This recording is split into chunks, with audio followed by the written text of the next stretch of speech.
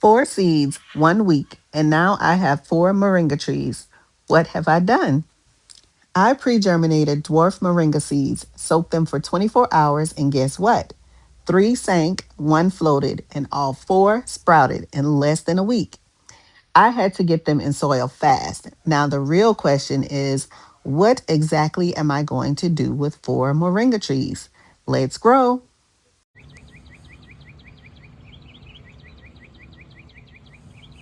These seeds have been pre-germinated. They were started about a week ago. I am shocked and surprised that they are as far along as they are, because most of the videos that I've seen, um, it took a lot, 30 days or something like that. So anyway, I will turn the camera around so I can show you what I have. All right, so hopefully you guys can see this really good and hear it really good as well. These are some, I think these are the 4-inch pots from Dollar Tree. And I have had them soaking in water probably for about 30 minutes. So once I finish transplanting these, I am going to pour off the excess water that's still left in this tray. Hopefully you can still see there's some water down here. This is some, let's see, what is this mix? This is Miracle Grow, the yellow bag. This is Miracle Grow potting mix. It's about 65% Miracle Grow, about 30% perlite, and then there also is some worm castings in here. This is the same mix that I used on last week. What did I do on last week? I don't remember, y'all. Everything's running together. But let me show you the moringa seeds. So what I did is I soaked these seeds for about 24 hours. I don't know if you can see it in there, but the seeds are down there and you see it actually germinated. Now, I will tell y'all, on yesterday morning, I saw a little bit of green down near the seeds. And my plan was, when I got home from work yesterday, was to transplant these. But when I got home, they had already sprouted all the way up. Now, I don't know if this is a good sprout, if this is a bad sprout, but I am going to transplant these because every single one of the four seeds that I tried to pre-germinate actually germinated. They have a little, this one has a little root, but let me show you one of the other ones, which I saw the root first. So this one has a slightly, hopefully you guys can see that, a slightly longer root. So what I'm basically going to do is I'm going to plant these down to, let me put this down so I can show you. And I didn't peel, as you can see, this moringa seed, if you do the research, they come with like this, I don't know what you call this, but skin, I don't know, I guess. I looked it up and they're called wings. Some people actually either peel the skin. I saw a video where somebody peeled the skin and then tried to pre-germinate it, and then there's also kind of like a hole around there, so the seed is actually on the inside. And then I've seen also some people actually break this hole and then do what they need to do with the seed that's on inside. But as you can see, I didn't do that. I didn't do that at all.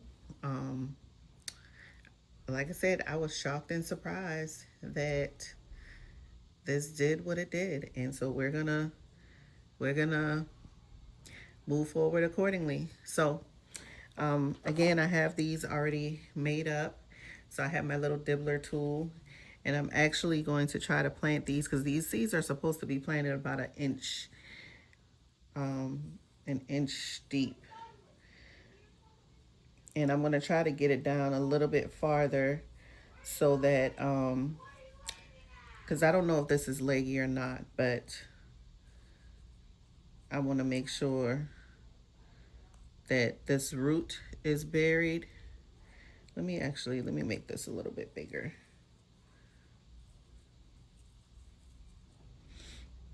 I want to make sure this root is buried, and I don't want to disturb it too much or damage it.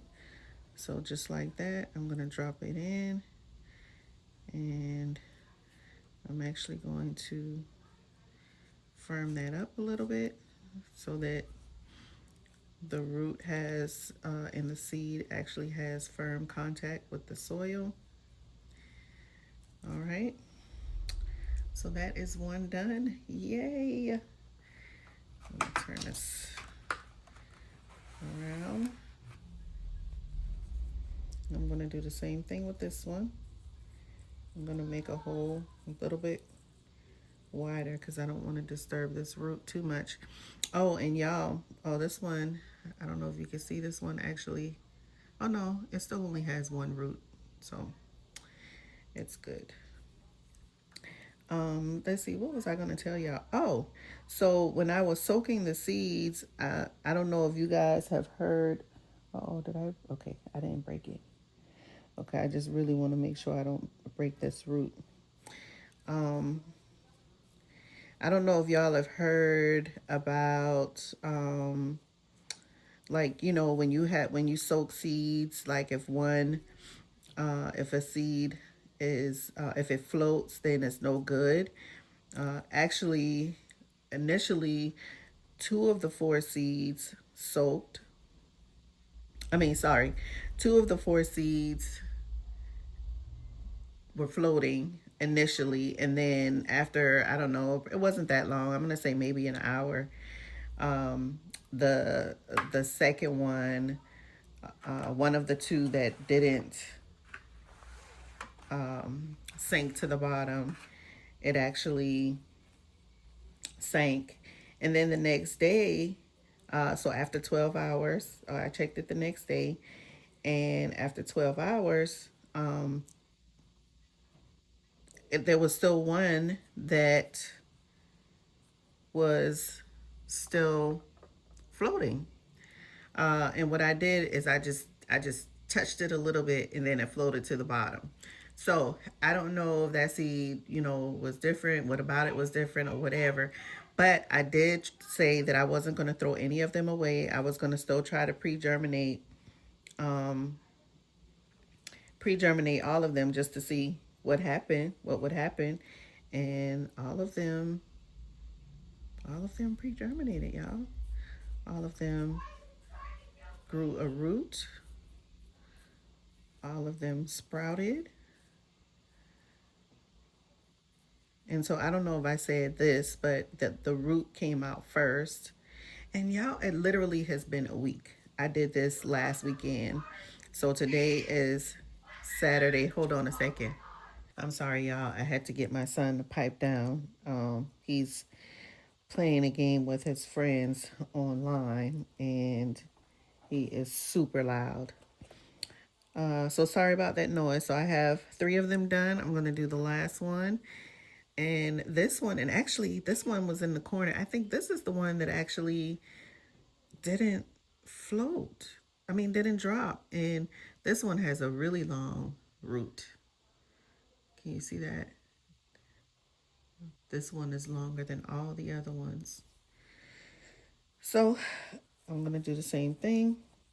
I'm going to try to get this root nice and buried without too much disturbance while it's going down. Okay, let's see. Let's see if I can get y'all in there a little bit closer. All right, let's see. I'm trying to get it down in there pretty good. And then I'm just going to cover it up and tamp this down a little bit. The soil is moist. It's not dripping wet. But since I just put these in here, I am going to spritz it a little bit, not too much, because like I said, it's already moist. And oh y'all, it's already getting leaves and everything. So yeah, this is my moringa, dwarf moringa trees, and I got these seeds. I have to look it up, and maybe I'll put it in the description box. This video is not sponsored, but I will. I might want to say I might have gotten these from Baker Creek. I think so, but let me confirm. And wherever I got them from, it'll be in the description box. So if you were ever thinking of getting moringa, growing a moringa tree, now I specifically got the dwarf tree because I am planning on being a container gardener always. So these will stay in containers. I'm actually probably gonna gift one or two of these to someone else after it sprouts some more. Uh, but anyway, let me tell you some of the benefits of moringa. All right, so while I spritz these, let me give you guys an idea of some benefits of moringa. Um, Moringa are rich in nutrients. I have heard, so I'm ad-libbing here a little bit. I have heard that moringa has more health benefits or more nutrients than like spinach and kale, some of the superfood greens. So moringa is rich in vitamin C, vitamin A, calcium, iron, potassium, protein, and some essential amino acids. It's high in antioxidants, fighting cell damage and oxidative stress, whatever that means. I'm not a doctor, so I don't know. It boosts immunity um, with vitamins A and C, and also iron, which helps strengthen the immune system. It may lower blood sugar and cholesterol. There's some studies that suggest this. It supports energy, metabolism, and fiber aids in digestion. Now, I did read somewhere where also too much moringa can give you diarrhea, so you got to be careful with it. And then also, it's good for anti-inflammatory purposes. It may help reduce inflammation and protect the digestive system. Now, again, I am not a doctor. Um, I just want to be able to. Well, let me tell you what I want to use it for. Give me just a second. Let me put the camera back on me. So, if you've gotten this far in the video, let's talk about the steps to pre germinate. First, soak the seeds in water for 24 hours. After 24 hours soaking, what you will need is a paper towel or some paper towels, water, and some type of receptacle like a Ziploc bag or a container with a lid. So, I will explain in the method that I used. I had a container with a lid. I put a paper towel in the container. I spritzed it with water, making sure it was nice and completely wet, not like sopping, soaking, but just wet.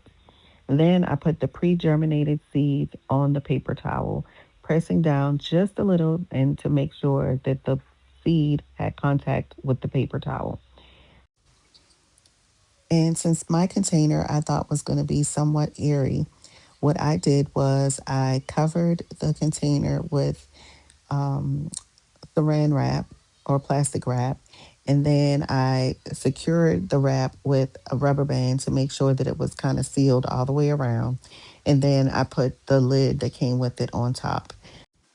Now I've also pre-germinated seeds in just a bowl with a paper towel and saran wrap on top. But this one actually had a lid, so I put the lid on top and I just let them cook for a week. And by cook, I just mean I let them sit, checking periodically, maybe about every day, to make sure that the paper towel was still wet. And if it looked like it was drying out any, I would just spritz it with a little bit more water. I think I only had to do that maybe once because the container with the saran wrap securely over it and the lid, it stayed pretty moist pretty much the whole time. All right, so what I plan to use moringa for is for juicing mainly.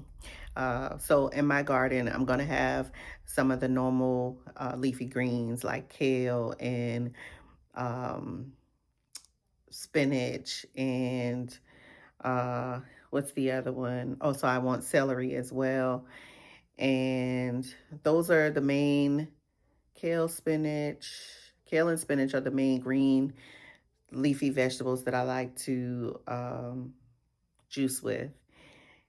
And then, of course, I like celery. But if you've done any gardening, you already know that year round, these vegetables are not available in your garden. Yes, you can get them, or at least in my zone. I'm in zone 8A. Of course, you can get them from the grocery store year round, but I am trying to do much less of that. Of course, I'm going to go to the grocery store whenever I need to, but this is a way for me to still be able to get some of those things, even if my garden is in transition or, it's whatever the vegetable is out of season. But I'll have my moringa tree, and I have to look and see, and I can't remember from environmental purposes. I think I have to bring this in the house in the winter time. I think I'll double check to make sure, but prayerfully winter is going out right now. I mean, we still got about a month or so in this thing with old man winter. This is 2026. It's been brutal. It's been very chaotic. Today, it was 61 degrees, and it's hard to imagine that just 2 weeks ago it was in the 20s. Okay, it's crazy. But anyway, those are some of the things I want to use moringa for. So if you want to follow along on my journey on how the moringa trees are doing, then hit the like button, subscribe, give me a comment. Do you have a moringa tree? Do you plan on doing a moringa tree? Any of those things. Oh, one more thing. I think one more thing. Moringa also has some topical skin benefits. Now, initially, I'm not planning on using it for that. I actually have some skin moringa products, which is really what kind of introduced me to moringa, but I'm probably going to still buy those for now. I mean, I don't know how I'm going to feel in the future, how these trees are going to do, but for right now, I'm going to keep buying that. But my main purpose is for juicing and food. All right. Thanks for watching, and I'll see you in the next video. All right, so these are gonna live here for the next few weeks. So I have to do a little bit of rearranging. So let's see what I can do.